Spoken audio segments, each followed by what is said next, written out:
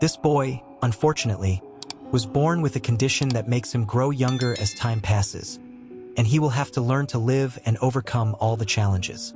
While Hurricane Katrina mercilessly crashes down on New Orleans, an old woman named Daisy lies on a hospital bed, ready to say goodbye to life. Caroline, younger and desperate, paces across the room to comfort her.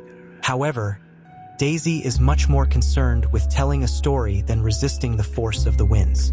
With a serene expression, she mentally revisits the story of a blind watchmaker who lost his son in the war. After receiving the tragic news, the man decides to reassemble the city's most famous clock, in the absurd hope that it could literally turn back time and bring everyone's children back. It's like Interstellar, but with less science and more suffering. The clock becomes the symbol of a collective farewell, and the watchmaker disappears, leaving the city and his legacy behind. As Daisy speaks, she asks Caroline to fetch a book from her bag. Inside, there are memorabilia and an emotionally devastating testament. But it's not riches Daisy leaves to Caroline. It's revelations about a certain Benjamin. And that's where things start to get strange. We go back in time to meet Thomas, a man who doesn't know how to cope with tragedies. When his wife dies giving birth, he makes the most questionable choice possible, trying to drown the baby in the lake. Fortunately, a guard stops him, and he leaves the baby on a staircase. The couple who finds the baby faces the classic dilemma, keep or return. But the woman, Queenie, decides it doesn't matter that the baby looks older than his father. He needs love. Benjamin, the peculiar baby, grows up among the elderly in a care home and believes himself to be one of them. His geriatric childhood is interrupted when Queenie takes him to a healer who, instead of curing Benjamin, dies of emotion upon seeing him take his first steps. Benjamin adapts to the home while slowly rejuvenating. He also meets Daisy, an adorable girl who becomes his best friend and, of course, his first crush. As time passes, Benjamin learns piano, works on a boat, and discovers the pleasures of adulthood at, let's say, a carnival for adults, where his stamina surprises a certain worker. As Captain Mike would say, this boy is a real miracle or a divine joke, but life is full of ironies. Benjamin's own father, Thomas Button, reappears as if he were a supporting character trying to steal the scene. He takes him to luxurious bars and eventually reveals their kinship, but Benjamin doesn't seem very impressed. He's more interested in Daisy, who occasionally reappears in his life like an emotional hurricane. Between one Thanksgiving dinner and another, the two build a complex relationship that defies time and logic. When Benjamin discovers he ages backward, it becomes clear that his destiny is as ironic as any character in an M. Night Shyamalan film. Now, a fun fact. During the filming of this movie, Brad Pitt had to undergo extensive makeup sessions and CGI technology to capture the different phases of Benjamin. It's as complicated as the timeline of Inception.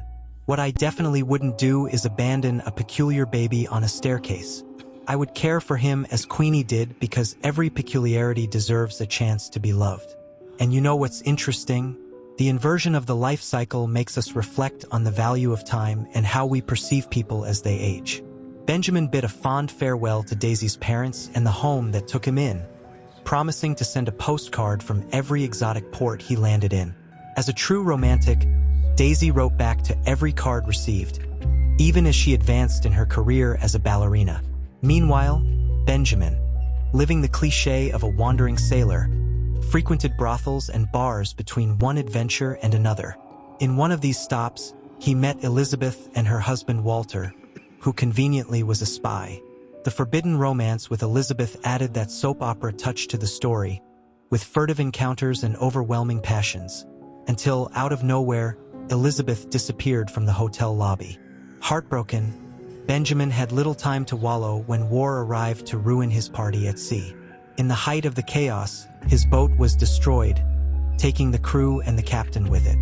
A reluctant survivor, he returned to the home and reunited with the ever-warm Queenie, who, despite her losses, welcomed Benjamin as a lost son. He barely had time to reorganize his thoughts when Daisy reappeared, now a stunning woman. Their reunion resulted in a moment full of tension. Daisy was ready for something more, but Benjamin rejected her advances.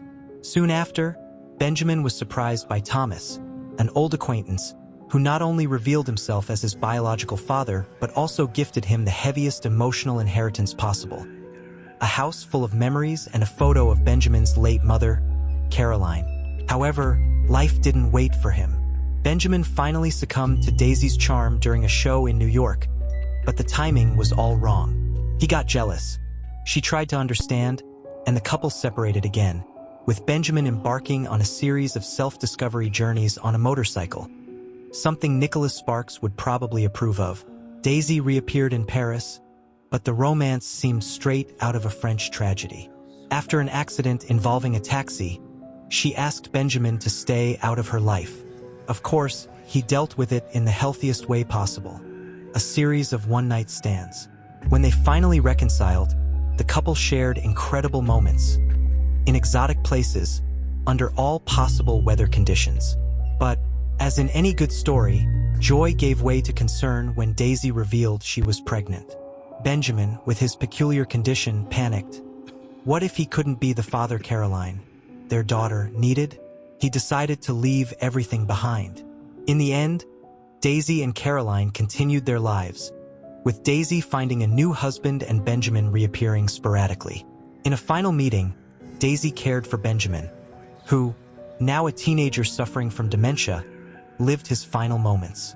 Interestingly, the 2008 film faced criticism for its resemblance to Forrest Gump due to its narrative centered on eccentric characters and their unique journeys. But Fincher's dark and magical touch left its mark. What's fascinating is how the story addresses the passage of time and the acceptance of mortality in very poetic and universal ways, especially in Daisy's evolution as a character. If you could age backward like Benjamin Button, what part of life would you most like to live again, and why? Leave your thoughts in the comments. I'd love to know. Take care once again, and check out this video here. I guarantee you'll